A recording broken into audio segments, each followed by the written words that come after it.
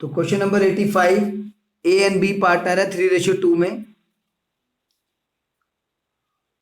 सी इनका मैनेजर है जिसको ये पार्टनर रख रहे हैं 1/4 शेयर के लिए। A and B are in partnership, sharing profit and losses in the ratio of 3:2. They admit C their manager as a partner with effect from 1st April 20।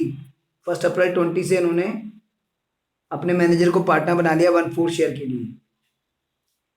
C while as a manager, जब C manager था तो 27,000 per annum उसकी salary थी, plus 10% commission था of net profit after charging such salary and commission. और partnership deed में लिखा हुआ है any excess amount which C will be entitled to receive as a partner over the amount which would have been due to him if he continue to be manager will be borne by ए।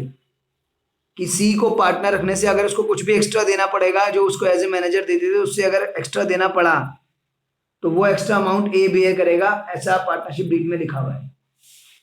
तो B कह रहा है कि manager ही रहने दो, सी कह रहा है, ए कह रहा है कि नहीं पार्टनर ले लो, तो बी कह रहा है कि ठीक है ले लो पार्टनर, लेकिन अगर कुछ भी एक्स्ट्रा देना पड़ा तो आप पे करोगे, मैं पे नहीं करूंगा। तो देख लेते हैं भाई कुछ एक्स्ट्रा देना पड़ रहा है या नहीं देना पड़ रहा है।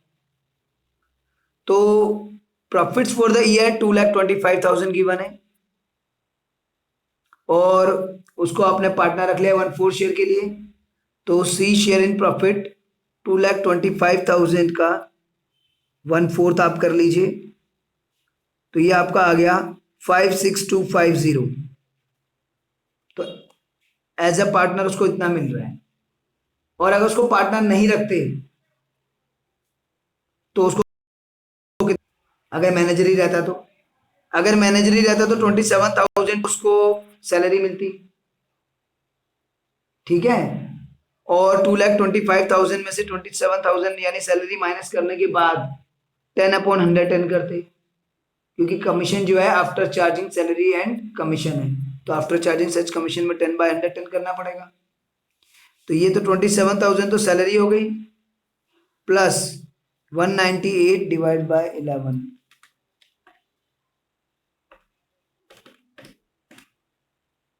1800, हाँ 18,000 प्लस 18,000 जो है उसका कमीशन होता, तो टोटल अमाउंट हो जाता उसका 45,000। अगर वो मैनेजर रहता तो 45,000 मिलता, लेकिन अब वो पार्टनर हो गया तो 56250 मिल रहा है उसको। और बी ने कहा कि कुछ भी एक्स्ट्रा देना पड़ेगा तो आप बेयर करोगे, है ना। तो सबसे पहले देखिए, ये तो सी का तो शेयर हमने निकाल ही लिया है, बी का भी शेयर मैं आपको निकाल के दिखा देता हूँ प्रॉफिट्स का। टोटल प्रॉफिट्स कितने हैं 2,25,000। और अगर सी मैनेजर रहता तो 45,000 उसको चला जाता।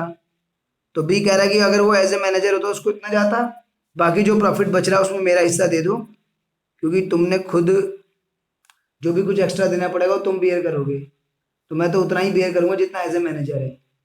तो 2,25,000 में से 25,000 45,000 उसको एज ए मैनेजर मिलता, बाकी 1,80,000 का 2/5,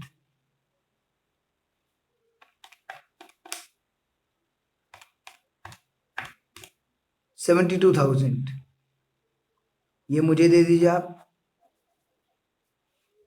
और बाकी जो शेयर बचा वो एक है, बाकी जो शेयर बचा वो एक है। इन दोनों का शेयर तो आ ही गया है ना, एक का 56250, एक का 72,000। एक का शेयर हो गया आपका 2,25,000 के प्रॉफिट में से माइनस कर लीजिए बी का 72,000 और सी का 56250।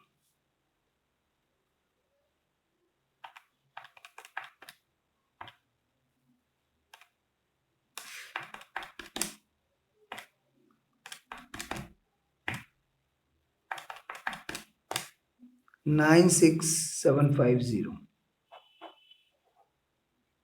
तो ये है भाई मैनेजर एज ए पार्टनर हम ले रहे हैं, और एक पार्टनर ने गारंटी दी है कि कुछ भी एक्स्ट्रा पे करना पड़ेगा तो मैं पे करूँगा, तो in that case as a manager जो शेयर बनता है वो लेस करने के बाद जो प्रॉफिट आएगा उसमें दूसरा पार्टनर अपना शेयर ले लेगा, क्योंकि वो कह रहा है कि मैं तो नहीं दूंगा कुछ भी एक्स्ट्रा। और जिस पार्टनर को आप एज ए पार्टनर ले रहे हो उसका शेयर ले लो, और उन दोनों का लेस करके जो बचेगा वो थर्ड पार्टनर का शेयर है। इस तरीके से डिस्ट्रीब्यूट हो जाएगा। And P N L appropriation account बना के इसको डिस्ट्रीब्यूट कर दीजिए। बस जो जो अमाउंट्स वर्किंग नोट में निकाले इनको पुट कर दीजिए।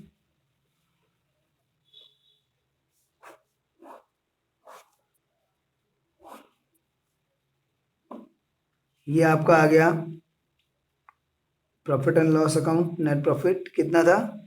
2,25,000। नेट डिविजिबल 2 और बाय मत लगाइए, टाइम बचेगा। प्रॉफिट्स किसको जाएंगे? ए बी एंड सी, तो ये वर्किंग नोट में निकाल ही रखा है 96750 72,000 एंड सी का 56250, टोटल वही 2,25,000। तो इस तरीके से भाई ये वर्किंग नोट बनेगा और ये प्रॉफिट डिस्ट्रीब्यूट हो जाएंगे।